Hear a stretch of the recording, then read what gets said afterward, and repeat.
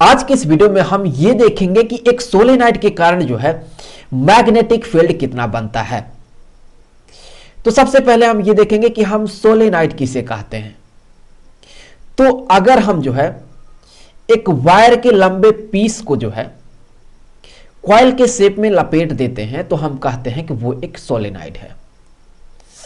और अगर जो है हम उससे करंट का फ्लो करवाते हैं तो फिर उसके अंदर एक यूनिफॉर्म मैग्नेटिक फील्ड बनता है। तो वही मैग्नेटिक फील्ड हमें इस वीडियो में पता करना है। तो यहां पर देख लें, ये हो गया एक सोलेनॉइड। हम क्या करेंगे कि हम जो है इसे जोड़ देंगे एक बैटरी के साथ। तो यहां पर हमने जोड़ दिया एक बैटरी के साथ। तो यहां पर आप समझ सकते हैं कि चूंकि बैटरी का ये पॉजिटिव टर्मिनल है और ये निगेटिव टर्मिनल है तो करंट यहां पर जो है कुछ ऐसे यहां पर फ्लो करेगा। तो चलिए मान लेते हैं कि यहां पर जो करंट का फ्लो हो रहा है ये करंट है आई। तो करंट यहां पर देखिए, करंट यहां पर कुछ ऐसे फ्लो करेगा और फिर ऐसे यहां पर कुछ ऐसे, फिर इस तरह से ये करंट यहां पर इसमें फ्लो कर रहा है।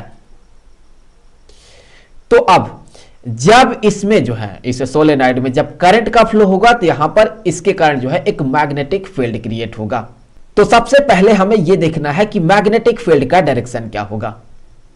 तो मैग्नेटिक फील्ड का डायरेक्शन को पता करने के लिए हम यूज करते हैं एम्पियर्स राइट हैंड रूल। तो एम्पियर्स राइट हैंड रूल यह कहता है कि आप इस सोलेनॉइड को जो है कुछ इस तरह से पकड़ें कि ताकि जो आपकी मुड़ी हुई अंगुलियां हैं वो यहां पर जिस डायरेक्शन में करंट का फ्लो हो रहा है उसी डायरेक्शन में हो। तो फिर आपका जो थंब होगा वो जिस डायरेक्शन को इंडिकेट करेगा वही मैग्नेटिक फील्ड का डायरेक्शन होगा। तो यहां पर देखें, आपका जो थंब है वो यहां पर इस डायरेक्शन में है तो फिर मैग्नेटिक फील्ड का भी यही डायरेक्शन होगा। तो इस तरह से हम ये कह सकते हैं कि यहां पर इसका ये जो साइड होगा ये यहां पर नॉर्थ पोल होगा और यहां पर ये वाला जो साइड होगा ये वाला ये साउथ पोल होगा।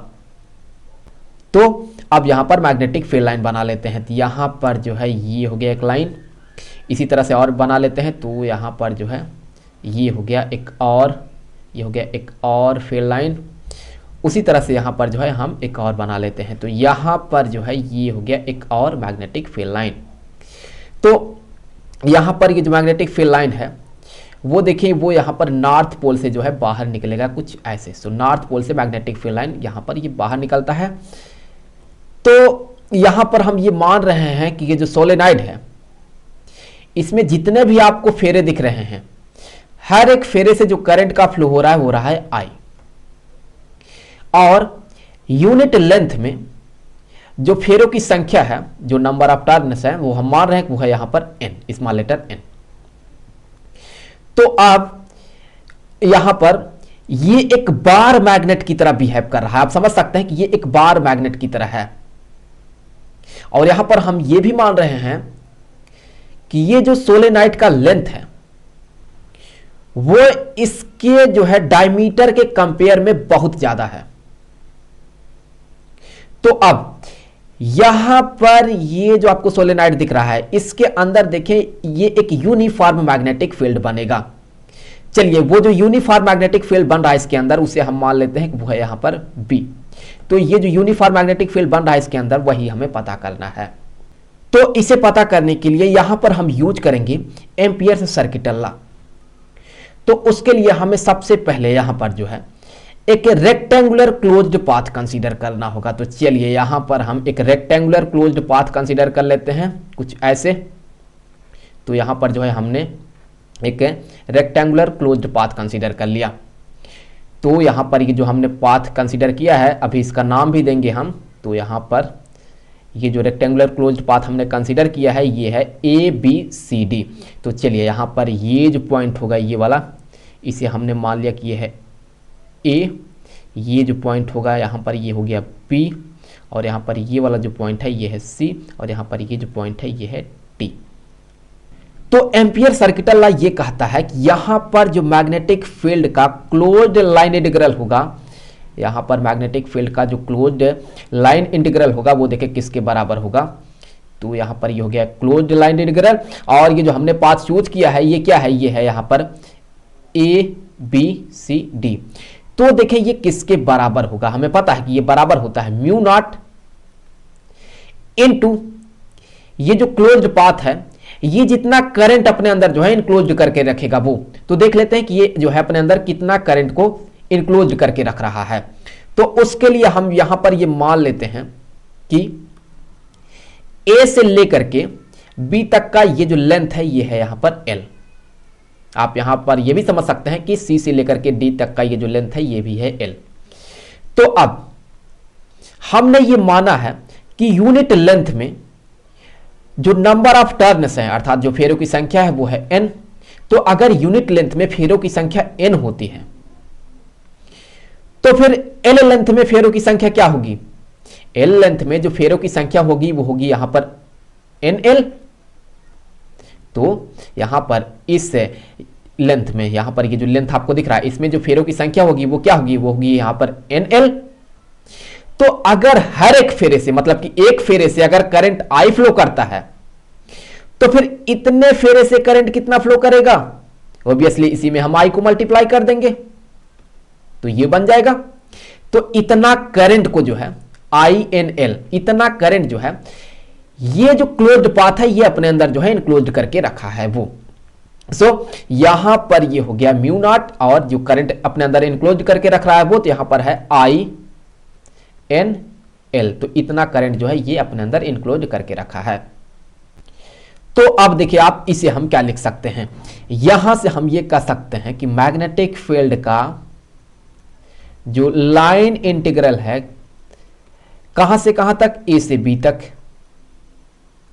ए से बी तक, प्लस मैग्नेटिक फील्ड का लाइन इंटीग्रल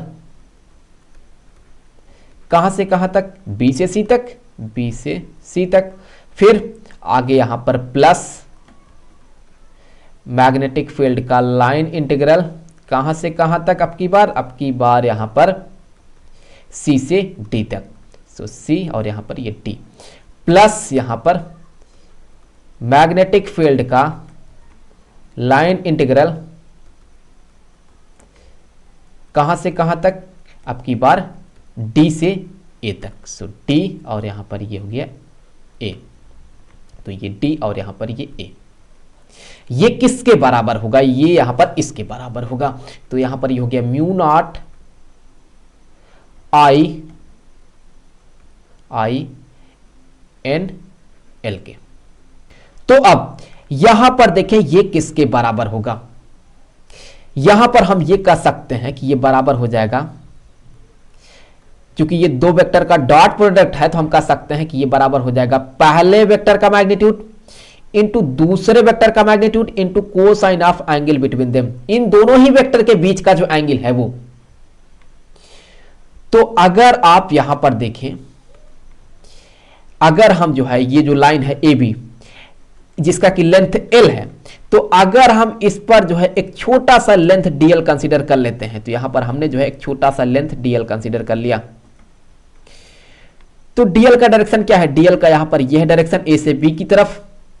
तो यहां पर देखिए मैग्नेटिक फील्ड कांस्टेंट है और जिसका की डायरेक्शन ए से बी की ही तरफ है, मतलब कि डीएल यहां पर इस डायरेक्शन में है और मैग्नेटिक फील्ड भी उसी डायरेक्शन में है। तो दोनों का अगर डायरेक्शन सेम होगा तो फिर उनके बीच का जो एंगल होगा वो जीरो होगा। तो यहां पर हो गया कोसाइन ऑफ जीरो, और इसका वैल्यू क्या होता है? ये होता है 1 के बराबर। तो यहां पर हम 1 को मल्टीप्लाई करें या ना करें कोई फर्क नहीं पड़ता है। प्लस यहां पर देखें हम इंटीग्रेट कहां से कहां तक कर रहे हैं? हम कर रहे हैं बी से सी तक। तो ध्यान से देखिए आप, ये जो बी है वो यहां पर ये वाला पॉइंट है ये, और सी यहां पर ये है। यहां पर हम मानते हैं कि सोलेनॉइड के बाहर जो है जो मैग्नेटिक फील्ड होता है वो जीरो होता है। तो सोलेनॉइड के बाहर मैग्नेटिक फील्ड जीरो होता है। तो अगर इस जगह पर देखें मैग्नेटिक फील्ड जीरो है, लेकिन अब आप कहेंगे कि इसके अंदर इस पार्ट में जो है मैग्नेटिक फील्ड जीरो नहीं होगा, लेकिन अगर हम यहां पर एक छोटा सा लेंथ जो है डीएल कंसीडर करते हैं तो डीएल का डायरेक्शन ये होगा बी से सी की तरफ, और मैग्नेटिक फील्ड यहां पर देखें इस डायरेक्शन में है। तो फिर यहां पर ये इनके बीच का ये जो एंगल होगा ये क्या होगा? ये होगा यहां पर 90 डिग्री। तो हमें पता है कि कोसाइन ऑफ 90 डिग्री का वैल्यू होता है 0। तो यहां पर सिंपली ये जो टर्म है ये 0 बन जाएगा। क्योंकि जब हम इन दोनों ही वेक्टर का डॉट प्रोडक्ट करेंगे तो हम क्या कहेंगे कि ये होगा B DL cosine of 90 degree, तो उसका वैल्यू 0 ही होगा।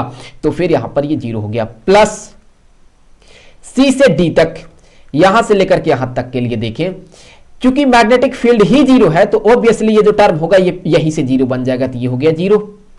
प्लस अब ये वाला टर्म देख लेते हैं किसके बराबर होगा। तो यहां पर इस पार्ट में, इतने पार्ट में मैग्नेटिक फील्ड 0 है, लेकिन यहां पर अंदर इतने में मैग्नेटिक फील्ड है, लेकिन अगर डीएल कंसीडर करते हैं तो डीएल का जो है यहां पर डायरेक्शन जो होगा वो ये होगा। सो डीएल यहां पर इस डायरेक्शन में है और मैग्नेटिक फील्ड देखें वो इस डायरेक्शन में है, तो यहां पर भी इनके बीच का ये जो एंगल होगा ये क्या होगा, ये होगा 90 डिग्री। तो अगर 90 डिग्री यहां पर एंगल बनेगा तो फिर यहां पर भी ये टर्म 0 ही होने वाला है। तो ये जो टर्म है ये भी यहां पर 0 हो गया, ये बराबर हो गया यहां पर इसके। तो ये क्या है, ये है mu naught I N L के। तो इसे हम क्या लिख सकते हैं, ध्यान से देखिए आप, यहां पर B जो है ये मैग्नेटिक फील्ड है जो कि एक कांस्टेंट है, तो हम इसे जो है यहां पर इंटीग्रल से बाहर निकाल लेंगे। तो यहां से ये हो गया B और फिर यहां पर होगा A टू B और फिर ये DL इक्वल टू ये बराबर हो जाएगा mu zero I N L के। तो अब अगर हम जो है यहां पर ऐसे ए से लेकर के बी तक का ये जो लेंथ है इसे देखिए आप, इस पर जितने भी ऐसे छोटे छोटे डीएल होंगे, अगर हम उन सारे ही डीएल को जोड़ देते हैं तो हमें क्या मिलेगा, हमें ए से लेकर के बी तक का ये जो टोटल लेंथ होगा वो मिलेगा, जो कि हमने पहले ही कंसीडर कर लिया है कि यहां पर ये एल के बराबर है। तो फिर यहां पर ये जो टर्म है ये एल के बराबर हो जाएगा। तो यहां से ये हो गया B L equal to mu zero I N L के बराबर। तो फिर यहां पर ये एल जो है ये इस एल को कैंसिल कर देगा, तो फिर यहां पर ये जो बी है ये बराबर हो गया म्यू जीरो एन आई। सो इस तरह से जो है हम एक सोलेनॉइड के भीतर जो मैग्नेटिक फील्ड होता है वो हम पता करते हैं। तो बस इस वीडियो में इतना ही, मिलेंगे आपसे अगले वीडियो में किसी दूसरे टॉपिक के साथ, तो तब तक के लिए गुड बाय।